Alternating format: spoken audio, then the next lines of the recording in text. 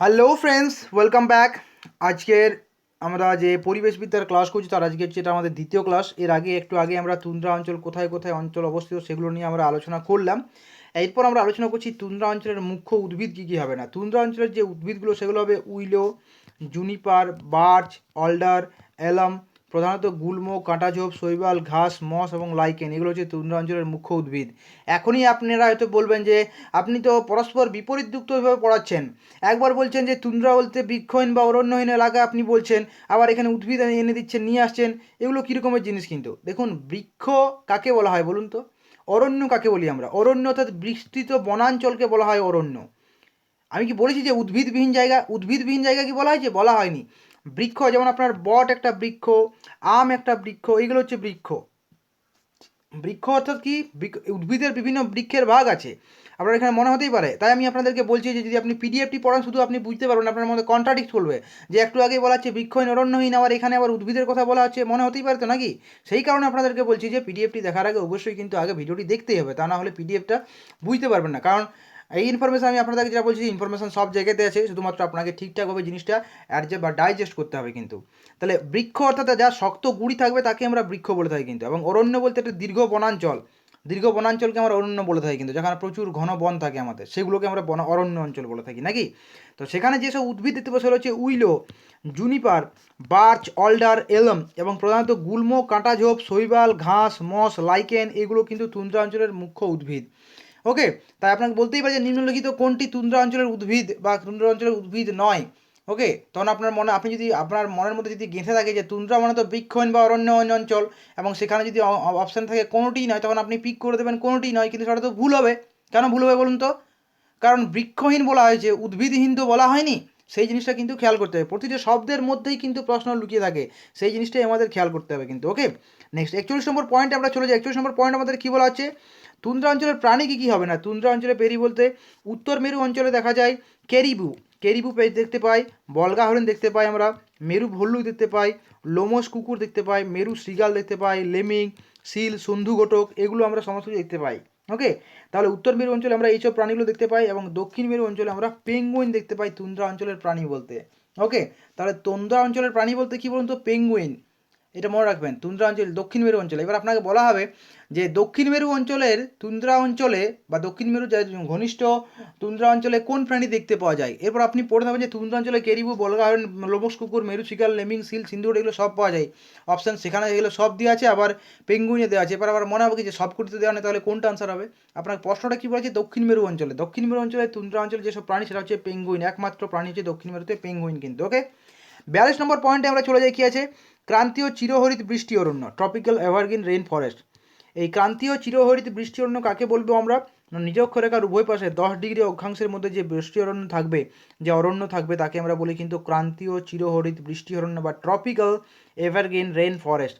এই যদি হয় আমাদের পৃথিবী, এই যদি নিরক্ষরেখা হয়, তার এই উত্তর দিকেও 10 ডিগ্রি এবং নিচ দিকেও 10 ডিগ্রি, এই যে পোর্শনটা, পুরোপুরি এই পোর্শনটাকে আমরা বলবো কিন্তু মানে ক্রান্তীয় চিরহরিত বৃষ্টি অরণ্য। আপনি হয়তো দেখতে মনে হবে যে এটা তো আপনার 60 ডিগ্রি চলে এলো। আপনার ভিজুয়াল রিপ্রেজেন্টেশনটা বোঝার চেষ্টা করুন যে বোথ সাইডে 10 ডিগ্রি, উত্তর দিকেও 10 ডিগ্রি এবং নিচ দক্ষিণ দিকেও 10 ডিগ্রি অক্ষাংশের মধ্যে যে বনাঞ্চল থাকবে তাকে আমরা বলি ক্রান্তীয় চিরহরিত বৃষ্টি অরণ্য কিন্তু।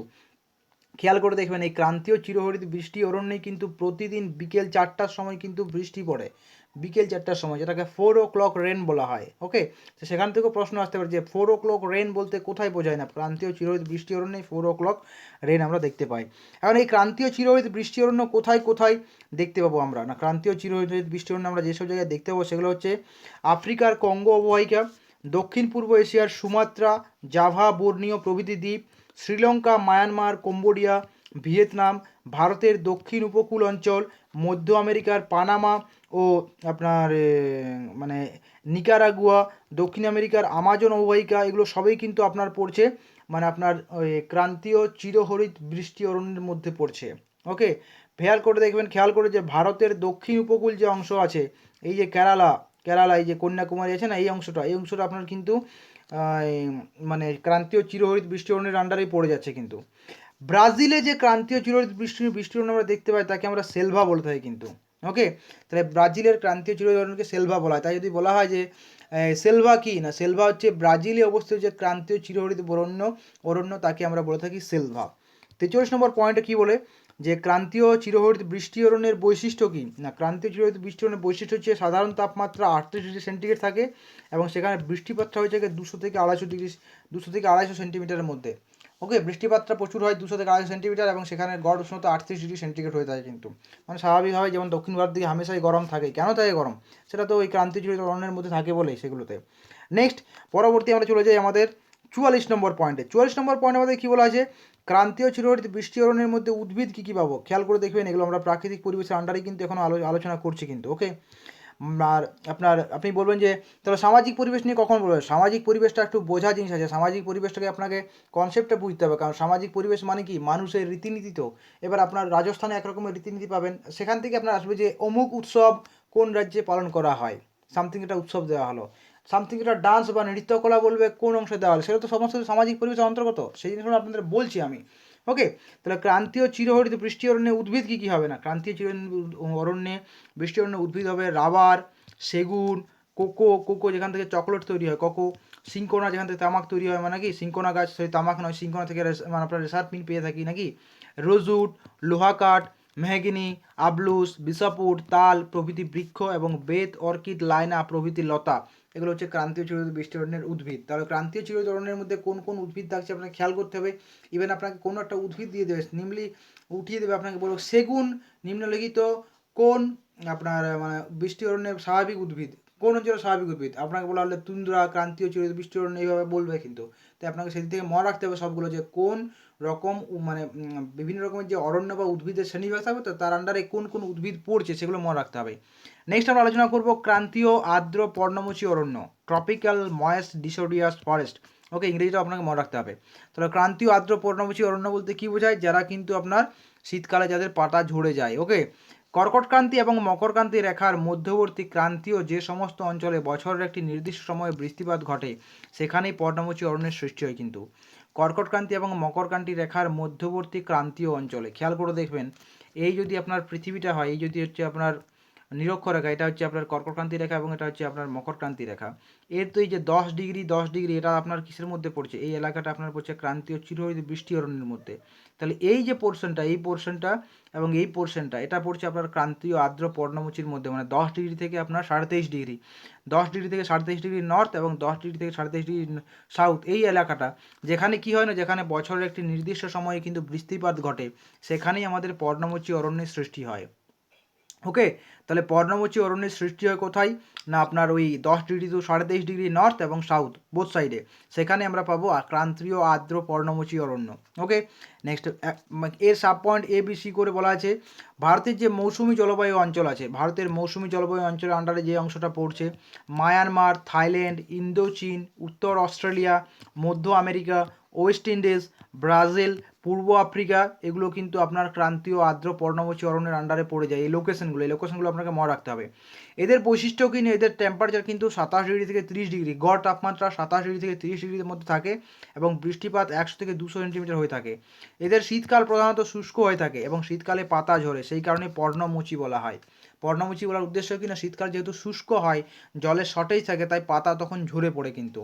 ওকে, ক্রান্তীয় আর্দ্র পর্ণমোচী অরণ্যের মধ্যে আপনার উদ্ভিদ কী কী পড়বে, জারুল, চন্দন, শিশু, শাল, সেগুন, বাঁশ, আম, জাম, কাঁঠাল, পেয়ারা, তেঁতুল ইত্যাদি। আপনি বলবেন যে একটু আগে তো সেগুনকে আপনি ক্রান্তীয় আর্দ্র মানে আপনার চিরহরিত অরণ্যের মধ্যে রেখেছেন। দেখুন সেগুন গাছ দুটোর আন্ডারেই পড়ে, যেহেতু সেগুন গাছ আপনার স্বাভাবিক উদ্ভিদ হিসাবে ক্রান্তীয় অরণ্য মানে চিরহরিত অরণ্য যেখানে আছে সেখানেও যেমন মানে তৈরি মানে দেখা যায়, ঠিক সেই রকম ক্রান্তীয় আর্দ্র পর্ণমোচী অরণ্য কিন্তু সেগুন তৈরি হয়, তাই সেগুন দুটোর আন্ডারেই পড়বে কিন্তু, অতএব সেটা আপনারা খেয়াল রাখতে হবে কিন্তু। ওকে, তাহলে এটা গেলো পর্ণমোচী। পর্ণমোচীর ভাগটা আমাদের কী ছিল এখানে বলুন তো, না পর্ণমোচীর এখানে ভাগটা ছিল ক্রান্তীয় আর্দ্র পর্ণমোচী, আর্দ্র অর্থাৎ কি ভেজা ভেজা নাকি। এবার এরপরেই আবার পর্ণমোচী একরকম সেটা হবে শুষ্ক পর্ণমোচী। দেখুন শুষ্ক পর্ণমোচী অরণ্য, শুষ্ক পর্ণমোচী অরণ্যকে ইংরেজিতে বলা হয় ড্রাই ডিসোডিয়াস ফরেস্ট। এই সব অঞ্চলে কী হয় না, বৃষ্টিপাতটা 100 সেন্টিমিটারের মধ্যে এবং উষ্ণতা হচ্ছে 15 থেকে 27 ডিগ্রির মধ্যেই থাকে কিন্তু আপনার উষ্ণতা, স্বাভাবিক উষ্ণতা শুষ্ক পর্ণমোচী অরণ্য দেখা দেখছে। ভাই এই শুষ্ক পর্ণমোচী অরণ্যের মধ্যে কী কী পড়ছে, আপনার ভারতের মধ্যভাগ যে অংশটা পড়ছে আপনার, সেটা হচ্ছে আপনার শুষ্ক পর্ণমোচীর মধ্যে অস্ট্রেলিয়ার উত্তর পূর্ব দিক এবং মেক্সিকোর পশ্চিমাংশ। ওকে, অস্ট্রেলিয়ার উত্তর পূর্ব এবং মেক্সিকোর পশ্চিমাংশ এই অঞ্চলগুলো শুষ্ক পর্ণমোচী অরণ্যের আন্ডারে পড়ে। এখানে কি কি গাছ বা উদ্ভিদ দেখতে পাই আমরা? শাল, সেগুন, শিরীষ, শিশু, তুন, চাপলাস, গামার, খয়ের, বাদাম, শিমুল, চন্দন ও কফি, চা, মেহগনি, বাঁশ এই উদ্ভিদগুলো আমরা দেখতে পাই শুষ্ক পর্ণমোচী অরণ্যে। খেয়াল করবেন যে পর্ণমোচীর আন্ডার বলা মানে সেগুলোর মধ্যে অনেক সময় আর্দ্র পর্ণমোচীর কিছু কিছু অংশ ঢুকে থাকে শুষ্ক পর্ণমোচীর মধ্যেও কিন্তু। ওকে, ক্লিয়ার? নেক্সট পরবর্তী পয়েন্টে আমরা চলে যাই 48 নম্বর প্রশ্নে। নাতিশীতোষ্ণ যে সরলবর্গীয় অরণ্য তাকে বলা হয় তৈগা। নাতিশীতোষ্ণ অঞ্চলের সরলবর্গীয় অরণ্যকে তৈগা বলা হয়। সরলবর্গীয় অরণ্য মানে কি বলুন তো? সরলবর্গীয় অরণ্য বলতে সেই অরণ্যের যে উদ্ভিদগুলো হয় সেগুলো সোজা সোজা লম্বা লম্বা হয়। হলিউডের সিনেমাতে বিভিন্ন রকমের যেসব আপনারা গাছ দেখে থাকেন না, লম্বা লম্বা গাছ থাকে, ওক গাছ, সেই গাছের যে বনভূমি সেটা আপনার সরলবর্গীয় অরণ্য বলা হয়। নাতিশীতোষ্ণ অঞ্চল এবং সেই অঞ্চলকে আমরা তৈগা বলে থাকি। খেয়াল করে দেখবেন, একটু আগে একটা সেলভা পেয়েছিলেন, ব্রাজিলে যে ক্রান্তীয় আপনার চিরহরিত বৃষ্টি অরণ্য হয় তাকে আমরা সেলভা বলে থাকি, এবং নাতিশীতোষ্ণ অঞ্চলের সরলবর্গীয় যে অরণ্য তাকে আমরা তৈগা বলে থাকি। তৈগা বনভূমি এলাকায় কি হয় না, বৃষ্টিপাতটা খুবই কম হয় এবং তুষারপাতটা বেশি হয়ে থাকে কিন্তু। ওকে, তুষারপাত এই যে দেবদারু গাছ, দেবদারু গাছ যেটা আমাদের এখন হামেশা স্কুলে দেখা থাকে, দেবদারু গাছ, এই দেবদারু গাছটা কিন্তু আপনার, বা পাইন গাছ যেগুলো হয় সেগুলো সবই তার তৈগা বনভূমির আন্ডারেই পড়বে কিন্তু। ওকে, বছরের বেশিরভাগ সময় এদের তাপমাত্রা কী থাকে না, হিমাঙ্কের নিচে থাকে এবং সর্বোচ্চ উষ্ণতা 10 ডিগ্রি সেন্টিগ্রেড হয়ে থাকে। বৃষ্টিপাত সাধারণত 30 থেকে 50 সেন্টিমিটারের মধ্যে হয়ে থাকে এদের তৈগা বনভূমি এলাকায়। ওকে, তাহলে তৈগা বনভূমি আমরা কাকে বলবো না, নাতিশীতোষ্ণ সরলবর্গীয় যে অরণ্য তাকে আমরা তৈগা বনভূমি বলে থাকবো কিন্তু। এখান থেকে একটা আসবে দেখুন, তৈগা যখন হলো প্রেইরি। প্রেইরি কি না, প্রেইরি এক প্রকারের তৃণভূমি। এই তৃণভূমি কোথায় দেখতে পাই আমরা না, উত্তর আমেরিকা, কানাডা, উত্তর আমেরিকা, কানাডা ও আমেরিকার যুক্তরাষ্ট্রের যে নাতিশীতোষ্ণ তৃণভূমি দেখতে পাই থাকি আমরা, সেই তৃণভূমিটাকে বলা হয় মানে প্রেরি তৃণভূমি। এই তৃণভূমি থাকার জন্য সেখানে কিন্তু ফার্মিং, যে মানে গবাদি পশুর পালন, যে ফার্মিং ডায়েরির যে শিল্পটা সেটা অত্যন্ত ব্যাপক মাত্রায় দেখা যায় সেক্ষেত্রে নাকি, কারণ তৃণভূমি তো উদ্ভিদ মানে গবাদি পশুর খাবার হিসেবে ব্যবহৃত হতো নাকি। তাই উত্তর আমেরিকা, কানাডা এবং আমেরিকার যুক্তরাষ্ট্রের যে নাতিশীতোষ্ণ আপনার তৃণভূমি তাকে আমরা বলে থাকি কিন্তু প্রেরি তৃণভূমি, তাকে আমরা প্রেরি তৃণভূমি বলি।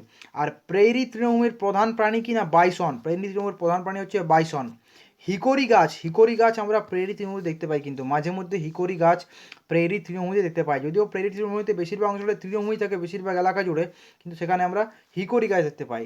যখনই আমরা প্রেরি তৃণভূমি এখানে পড়লাম, ঠিক সেই রকম এখানে পড়বো আমরা স্টেপ তৃণভূমি নিয়ে।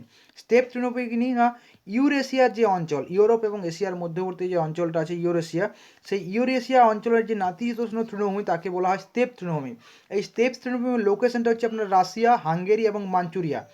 রাশিয়া, হাঙ্গেরি এবং মাঞ্চুরিয়া এগুলো হচ্ছে আপনার স্টেপ তৃণভূমির আন্ডারে পড়ছে আপনার। তাহলে প্রেরি তৃণভূমি পড়ছে আপনার উত্তর আমেরিকা, কানাডা, আমেরিকার যুক্তরাষ্ট্রের নাতিশীতোষ্ণ তৃণভূমিকে আমরা বলছি প্রেরি তৃণভূমি, কিন্তু রাশিয়ার যে নাতিশীতোষ্ণ তৃণভূমি তাকে বলছি আমরা স্টেপ তৃণভূমি। হাঙ্গেরি, মাঞ্চুরিয়ারও যে নাতিশীতোষ্ণ তৃণভূমি আছে তাকে আমরা বলছি কিন্তু স্টেপ তৃণভূমি। এটা আমাদের মনে রাখতে হবে। এই যে উদ্ভিদের বিভিন্ন গোষ্ঠীর নাম সেগুলোকে আমরা আগে মনে রাখতে হবে। আমি আপনাদেরকে ছক করে দিতে পারতাম এইভাবে ছক করে, সে ছক করে দিলে হয়তো আপনার মনে হবে যে হ্যাঁ কোন তৃণভূমি কোন দেশে দেখতে পাই, ছক করে দিলে মনে রাখাটা সহজ, সেইভাবে আমি আপনাদের দেবো। কিন্তু এখানে দিয়েছি তার কারণ হচ্ছে কি, যেহেতু ছোটো ছোটো পয়েন্ট আর অনেক রকমের পয়েন্ট বেরিয়ে এসেছে, তাহলে সেই পয়েন্টগুলো আপনার মনে রাখতে যাতে সুবিধা হয় সেই জন্য আপনাকে আমি এইভাবে পয়েন্ট পর করেই পয়েন্টগুলো করে দিয়েছি কিন্তু। তাহলে এইগুলো আমাদের স্টেপ তৃণভূমি। ওকে, নেক্সট স্টেপ তৃণভূমির পরেই আমরা যে জিনিসটা আলোচনা করতে হচ্ছে সাভানা তৃণভূমি। সাভানা তৃণভূমিকে আমরা কি বলবো না, নিরক্ষীয় উষ্ণ অঞ্চলের, নিরক্ষীয় উষ্ণ মানে নিরক্ষরেখার পাশাপাশি নাকি, নিরক্ষরেখার পাশাপাশি নিরক্ষীয় উষ্ণ অঞ্চলের প্রায় বৃক্ষহীন যে তৃণভূমি দেখতে পাওয়া যায়। প্রায় বৃক্ষহীন মানে কি বলুন তো, পুরোপুরি বৃক্ষহীন নয়, প্রায় প্রায় বৃক্ষহীন যেসব তৃণভূমি আমরা দেখতে পাই তাদেরকে আমরা বলে থাকি কিন্তু সাভানা তৃণভূমি। তাহলে সাভানা তৃণভূমি আপনার, এই যে যদি পৃথিবী যদি হয়, এটা যদি পৃথিবী হয় তাহলে পৃথিবীর যে নিরক্ষরেখা আছে এই নিরক্ষরেখার কাছাকাছি অঞ্চলের মধ্যে ন্যাচারালি অক্ষাংশটা কি উভয় গোলার্ধে 10 থেকে 20 ডিগ্রি অক্ষাংশে, উভয় দিকে 10 থেকে 20-র মধ্যে থাকে, পুরোপুরি নিরক্ষরেখার মধ্যে নয়, 10 থেকে 20। খেয়াল করে দেখবেন ডিফারেন্সটা দেখুন, আমি আবারও বলছি এখানে এই হচ্ছে আপনার নিরক্ষরেখা, এই হচ্ছে 10 ডিগ্রি 10 ডিগ্রি পরপর 10 ডিগ্রি হলো। এই এলাকাটা আমরা এলো আপনার ক্রান্তীয় চিরহরিত বৃষ্টি অরণ্য। এই 10 থেকে 20-র মধ্যে যেটা পড়ছে আমরা, 10 থেকে 20-র মধ্যে যেটা পড়ছে আপনার, সেখানের মধ্যে আপনার সাভানা তৃণভূমি পড়ছে। এই সাভানা তৃণভূমির এলাকার মধ্যেই কিন্তু আপনি খেয়াল করবেন আমাদের ওই ক্রান্তীয় আর্দ্র যে পর্ণমোচী যেটা বলা হয়েছিল সেই সেই সেই সেই এলাকাটাও আপনার এই এলাকার মধ্যেই পড়ে যায় কিন্তু।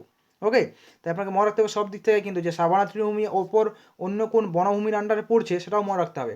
তাহলে সাভানা তৃণভূমি কি না নিরক্ষীয় উষ্ণ অঞ্চলের প্রায় যে বৃক্ষহীন তৃণভূমি থাকে তাকেই আমরা বলতে থাকি সাভানা তৃণভূমি। এর লোকেশনটা হয় উভয় গোলার্ধের 10 থেকে 20 ডিগ্রি অক্ষাংশের মধ্যে লোকেশনটা হয়ে থাকে। অবস্থান কোথায় কোথায় পাবো আমরা, না ভেনেজুয়েলা, কলম্বিয়া, ব্রাজিল, প্যারাগুয়ে, মধ্য আমেরিকা, মধ্য ও পূর্ব আফ্রিকা, উত্তর অস্ট্রেলিয়া ও ভারতের কিছু অংশে আমরা দেখতে পাই সাভানা তৃণভূমি। কিন্তু এই ভেনেজুয়েলায় কিন্তু তৈলক্ষেত্র আছে, প্রচুর পরিমাণে আছে, সব থেকে বেশি ভেনেজুয়েলাতে দেখতে পাওয়া যায়। নেক্সট, দক্ষিণ আমেরিকার যে আর্জেন্টিনা আছে, আমাদের আর্জেন্টিনা রিসেন্টলি ওয়ার্ল্ড কাপে জিতেছেন আর্জেন্টিনা, সেই আর্জেন্টিনার যে বিস্তৃত তৃণভূমি তাকে আমরা আবার পম্পাস তৃণভূমি বলেন। তাহলে দেখুন কত রকমের তৃণভূমি আপনি পাচ্ছেন। আপনি প্রেরি তৃণভূমি পেলেন, স্টেপ তৃণভূমি পেলেন, সাভানা তৃণভূমি পেলেন, পম্পাস তৃণভূমি পেলেন। এদের যে লোকেশন, সেই লোকেশনটা আপনাকে মনে রাখতে হবে। পম্পাস তৃণভূমি পার্টিকুলারলি আমাদের এবারে ওয়ার্ল্ড কাপ জিতেছে যে মেসির আর্জেন্টিনা, সেই আর্জেন্টিনার যে বিস্তৃত তৃণভূমি তাকে আমরা পম্পাস তৃণভূমি বলে থাকি। কিন্তু এই পম্পাস নামের উৎস কি না, পম্পাস নামের উৎস হচ্ছে কিন্তু পম্পা। পম্পা শব্দ থেকে কিন্তু আমরা পম্পাস নামটা পেয়েছি। ওকে, নেক্সট, পাম্পাস তৃণভূমি অঞ্চলের বৃষ্টিপাত অনিয়মিত হয়ে থাকে এবং মাটি এখানে খুবই উর্বর হয়। পম্পাস তৃণভূমি অঞ্চলে গবাদি পশুর চারভূমি থেকে এই অঞ্চলে ধীরে ধীরে কৃষিকাজ হয়ে উঠেছে। এখন আগে গবাদি পশুর চারভূমি ছিল, সেখান থেকে ধীরে ধীরে কৃষিকাজ হয়ে এসেছে, সেই কারণে পম্পাস তৃণভূমি কিন্তু ধীরে ধীরে কমে যাচ্ছে। কিন্তু নেক্সট আসছে আর একটা ভেল তৃণভূমি। ভেল তৃণভূমি কি বলছে না, দক্ষিণ আফ্রিকার দক্ষিণ পশ্চিমাংশের যে মালভূমি অঞ্চলের তৃণভূমি তাকেই বলা হয় কিন্তু আমাদের ভেল তৃণভূমি। তাহলে ভেল তৃণভূমিটা কোথায় থাকছে, সাউথ আফ্রিকার মধ্যে। সাউথ আফ্রিকার সাউথ ওয়েস্ট দক্ষিণ পশ্চিমাংশের মালভূমি অঞ্চলের যে তৃণভূমি তাকে আমরা ভেল তৃণভূমি বলছে। ওকে, আপনার কাজ হবে কি, আপনি খাতায় প্রতিটা তৃণভূমি লিখবেন এবং তার পাশে তার লোকেশনটা লেখার চেষ্টা করবেন। ভেল্ড কি একটা শব্দ না, ভেল্ড শব্দ হচ্ছে একটি আপনার ডাচ শব্দ। ডাচ শব্দ থেকে আসছে ভেল্ড শব্দ এসেছে, যার অর্থ কি না উন্মুক্ত প্রান্তর। ওকে, এর অর্থ হচ্ছে উন্মুক্ত প্রান্তর। প্রশ্ন এও আসতে পারে যে ভেল শব্দটির অর্থ কি। ডাউন্স তৃণভূমি আমরা কাকে বলছি, আরও এক রকমের তৃণভূমি দেখুন পাচ্ছেন ডাউন্স তৃণভূমি। ডাউন্স তৃণভূমি কি না, অস্ট্রেলিয়ার দক্ষিণ পূর্বে যে মারে ডার্লিং যে অববাহিকা আছে, মারে ডার্লিং নদী বটে, সেই মারে ডার্লিং নদীর যে অববাহিকা আছে সেই অববাহিকা এবং তাসমানিয়ার উত্তর অংশের যে নাতিশীতোষ্ণ ও শুষ্ক তৃণভূমি দেখা যায় তাকে আমরা বলে থাকি কিন্তু ডাউন্স তৃণভূমি। তাহলে ভেল তৃণভূমি পেলেন, ডাউন্স তৃণভূমি পেয়েছেন, পম্পাস পেয়েছেন, প্রেরি পেয়েছেন, স্টেপ পেয়েছেন, সমস্ত রকমের তৃণভূমি এবং তাদের লোকেশনটাও বুঝতে পেরেছেন। পাশাপাশি অঞ্চল লিখে আপনি খাতায় একটা ছকের মতন কোন এই তৃণভূমি এবং কোন কোন অঞ্চল সেটা দেখতে পাই আমরা। উত্তর মেরু, উত্তর মেরুকে না বরফে আবৃত উত্তর মহাসাগর বা আর্কটিক, খেয়াল করবেন আর্কটিক মহাসাগর যেটা আছে সেটা আপনার উত্তর মেরুকে বলা হয়। ওকে, আর্কটিক মহাসাগর উত্তর মানে বরফ আবৃত উত্তর মহাসাগর বা আর্কটিক মহাসাগর, সেটা হচ্ছে উত্তর মেরুর আন্ডারে। উত্তর মেরুতে ভূভাগ বলে কিন্তু কিছু নেই, এটিকে অনেক সময় একটা ভূগোলবিদরা মরুভূমি বলে থাকেন। উত্তর মেরুতে কিন্তু কোনো আপনার ভূভাগ নেই, উত্তর মেরু অঞ্চলে কোনো ভূভাগ নেই, পুরোটাই বরফে ঢাকা। সেই জন্য যেহেতু একটা পার্টিকুলার অঞ্চল যদি আপনার বৃক্ষহীন অবস্থায় পড়ে থাকে এবং জনমানব বসতি যদি না থাকে তখন সেটাকে আমরা মরুভূমি বলেই বলে থাকি। তাই ভূগোলবিদ উত্তর মেরুকে অনেকেই মরুভূমি আন্ডারেই ফেলেন আপনার উত্তর মেরুকে। ওকে, 64 নম্বর পয়েন্ট কি আছে, দক্ষিণ মেরু। দক্ষিণ মেরু অঞ্চলে যে অঞ্চলে বরফ ঢাকা বিস্তীর্ণ ভূভাগ আছে যেটা কিন্তু আন্টার্কটিকা নামে পরিচিত। তাহলে আর্কটিক যেটা বলা আছে, আর্কটিক উত্তর দিকে আছে এবং আন্টার্কটিকা আছে দক্ষিণ দিকে। এই জিনিসটা অনেক সময় আমাদের কনফিউশন হয়ে যায় যে আন্টার্কটিকা কোন দিকে থাকে, উত্তর মেরু থেকে থাকে না দক্ষিণ মেরুতে থাকে না, আন্টার্কটিকা থাকে দক্ষিণ মেরুতে। কিন্তু অ্যাকচুয়ালি অস্ট্রেলিয়ার কাছাকাছি পরবর্তী অংশগুলো আন্টার্কটিকা, তারপরে আমরা চলে যাই কিন্তু। ওকে, এরপর তাহলে দক্ষিণ মেরু অঞ্চলে বলা হয় আন্টার্কটিকা বলা হয় এবং আন্টার্কটিকা অনেক সময় সপ্তম মহাদেশ বলা হয়। সপ্তম মহাদেশ কাকে বলি আমরা, আন্টার্কটিকাকে বলে থাকি আমরা সপ্তম মহাদেশ। ওকে, সমুদ্র ও স্থলভাগের যে সংযোগস্থল যেখানে সমুদ্র এবং স্থলভাগ মিশছে তাকে আমরা উপকূল বলে থাকি বা কোস্ট লাইন এরিয়া বলে থাকি। এরপর এখান থেকে আসবে যে পৃথিবীতে কোন দেশের সব থেকে বেশি উপকূল দুর্গ আছে, ভারতের উপকূল দুর্গের মধ্যে কোন রাজ্যের উপকূল দুর্গ বেশি, এইগুলোও কিন্তু পরিবেশের আন্ডারে আপনারা চলে আসবে কিন্তু। ওকে, তো সেই সমস্ত ইনফরমেশন আমি আপনাদেরকে সমস্ত কিছু দেবো, সেগুলো যখন পার্টিকুলার একটা নির্দিষ্ট এরিয়া নিয়ে পড়বো আমরা তখন সেখানে দেবো। এখানে আমরা শুধুমাত্র প্রাকৃতিক এবং সামাজিক পরিবেশের মধ্যে কী কী আন্ডারে এসে গেছে সেগুলো সবগুলো নিয়ে আমরা আপনাদের সামনে আলোচনা করছি। ওকে, তাহলে সমুদ্র এবং স্থলভাগের যে সংযোগস্থল তাকে আমরা বলে থাকি কিন্তু উপকূল বা কোস্ট বলে থাকি। উপকূলবর্তী অঞ্চলের মূল ভূমি হচ্ছে কিন্তু ম্যানগ্রোভ অরণ্য। এই ম্যানগ্রোভ অরণ্যের যে মাটি সেটা কিন্তু লবণাক্ত, যেহেতু মানে সমুদ্রের সংযোগস্থল, তো সমুদ্রের সংযোগস্থলকে উপকূল বলে থাকি, সেখানে তো নোনা মাটি থাকবেই নাকি। তাই লবণাক্ত অঞ্চলে যে মূলভূমিতে আমরা থাকি সমুদ্র ন্যাচারালি উপকূলবর্তী অঞ্চলে যে আমরা বনভূমিটা দেখতে পাই তাকে আমরা ম্যানগ্রোভ অরণ্য বলে থাকি। এই ম্যানগ্রোভ অঞ্চলে কিন্তু লবণাক্ত মাটির মধ্যে হয়। আর যখনই ম্যানগ্রোভ অরণ্য আসবে ডিটেলসে যখন আমরা উদ্ভিদ নিয়ে পড়বো তখন বলবো যে শ্বাসমূল আমরা দেখতে পাই কিন্তু ম্যানগ্রোভ অরণ্যের মধ্যেই। ওকে, পৃথিবীর বৃহত্তম ম্যানগ্রোভ বনভূমি কোনটি না সুন্দরবন। পৃথিবীর বৃহত্তম ম্যানগ্রোভ বনভূমির নাম কি? না সুন্দরবন কিন্তু। ওকে, পৃথিবীর দ্বিতীয় বৃহত্তম ম্যানগ্রোভ বনভূমি কি? না পিজাবরম ম্যানগ্রোভ বন, তামিলনাড়ুতে আছে, তামিলনাড়ুর কুড্ডালোর জেলায় আছে। এটা পৃথিবীর দ্বিতীয় বৃহত্তম ম্যানগ্রোভ বনভূমি, সেটা হচ্ছে পিচাভরম ম্যানগ্রোভ, যেটা তামিলনাড়ুর কুড্ডালোর জেলাতে অবস্থিত আছে আমাদের। ওকে, তাই এগুলো মনে রাখতে হবে, কারণ বৃহত্তম মরুভূমি ম্যানগ্রোভ বনভূমি সুন্দরবন, এটা আমরা সকলে জানি, কিন্তু দ্বিতীয় বৃহত্তমটা আমাদের অনেক সময় কনফিউশন হয়, সেক্ষেত্রে মনে রাখতে হবে সেটা হচ্ছে কি না পিজাবরম ম্যানগ্রোভ, তামিলনাড়ুতে আছে কিন্তু। ওকে, ম্যানগ্রোভ অরণ্যের মূল গাছগুলো কী কী হয় না সুন্দর গরান, এইগুলো হচ্ছে আপনার ম্যানগ্রোভ অরণ্যের মূল উদ্ভিদ, মূল গাছ যাকে বলে। এবং এদের মধ্যে আমরা শ্বাসমূল বা নিউমেটাফোর দেখতে পাই। শ্বাসমূল মানে কি? মাটির উপর একটা অংশ থেকে যারা বায়ুমণ্ডল থেকে বায়ু প্রবাহ আদান প্রদান করে, উদ্ভিদ দেহ এবং বায়ুমণ্ডলের মধ্যে বায়ু প্রবাহের অক্সিজেনের ন্যাচারালি আদান প্রদান যখন করে থাকে, সেটাকে আমরা বলে থাকি শ্বাসমূল বা নিউমেটাফোর। তা আপনারা এটাও বলতে পারেন যে শ্বাসমূল বা নিউমেটাফোর কোন ধরনের উদ্ভিদে আমরা দেখতে পাই? না ম্যানগ্রোভ অরণ্যে যেসব ম্যানগ্রোভ উদ্ভিদ আছে, লবণাক্ত অঞ্চলে যেসব উদ্ভিদ আছে, তাদের মধ্যে আমরা দেখতে পাই শ্বাসমূল বা নিউমেটাফোর। ওকে, পৃথিবীর যেসব অঞ্চলে বার্ষিক বৃষ্টিপাতের পরিমাণ 30 থেকে 60 সেন্টিমিটার, সেই সব অঞ্চলকে শুষ্ক বলা হয়। তাহলে শুষ্ক বলা হয় কোন অঞ্চলটাকে? না পৃথিবীর যেসব অঞ্চলে বার্ষিক বৃষ্টিপাতের পরিমাণ 30 থেকে 60 সেন্টিমিটারের মধ্যে থাকে, তাদেরকে ড্রাই এরিয়া বা শুষ্ক অঞ্চল আমরা বলে থাকি কিন্তু। ওকে, 71 নম্বর পয়েন্টে চলে যাই। পৃথিবীর মোট ভূভাগের 40% এলাকা হচ্ছে শুষ্ক অঞ্চলের অন্তর্গত কিন্তু। মোট যে ভূভাগ, তার 40% এলাকা হচ্ছে আপনার শুষ্ক অঞ্চল, অর্থাৎ শুষ্ক অঞ্চল। এদের বৃষ্টিপাতের বার্ষিক বৃষ্টিপাত কতটা থাকে আপনার? না 30 থেকে 60 সেন্টিমিটার। এইটার মধ্যে থাকে, তখনই আমরা তাকে বলে থাকি শুষ্ক অঞ্চল বলে থাকি কিন্তু। ওকে, এবং শুষ্ক অঞ্চলের মধ্যে যেসব অঞ্চলে বৃষ্টিপাতের পরিমাণ 25 সেন্টিমিটার বা তার কম, তাদেরকে আমরা মরুভূমি বা বনু অঞ্চল নাম দিয়ে থাকি। তাহলে দেখুন 30 থেকে 60-এর মধ্যে থাকে, তাকে শুষ্ক অঞ্চল বলছে। আবার এই শুষ্ক অঞ্চলের মধ্যেই কিছু অংশ আছে যেখানে বৃষ্টিপাতের পরিমাণ 25 সেন্টিমিটারের কম, তাদেরকে আমরা মরুভূমি বলে থাকি। তাহলে পৃথিবীর মোট ভূভাগের 40% এলাকা হচ্ছে শুষ্ক অঞ্চল, এবং মোট যে স্থলভাগ তার 20% এলাকা হচ্ছে উষ্ণ মরুভূমি, এবং পৃথিবীর মোট ভূভাগের 30% হচ্ছে, অর্থাৎ 1/3, 33%, 3/1 হচ্ছে আপনার মরুভূমি। তাই প্রশ্ন আসতেই পারে যে পৃথিবীরতে মরুভূমির মোট ভূভাগের মধ্যে মরুভূমির আয়তন কতটা? না 1/3, 33% হচ্ছে মরুভূমি।